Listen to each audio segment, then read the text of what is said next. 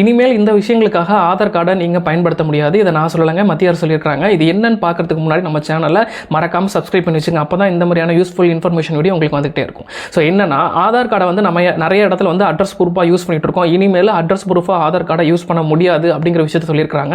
ஏன்னா இனிமேல் ஆதார் கார்டில் QR கோட் அப்படி மட்டும்தான் வரப்போகுது. உங்களுடைய புகைப்படம் ப்ளஸ் QR கோடு இது ரெண்டு மட்டும்தான் இருக்கும். அட்ரஸோ டீட்டெயில்ஸோ ஃபோன் நம்பர்ஸோ எதுவுமே இருக்காது. அதே மாதிரி வந்து அட்ரஸ் ப்ரூஃபுக்கு வந்து நீங்கள் இனிமேல் இதை யூஸ் பண்ண முடியாது அப்படிங்கிற விஷயத்தையும் சொல்லியிருக்காங்க.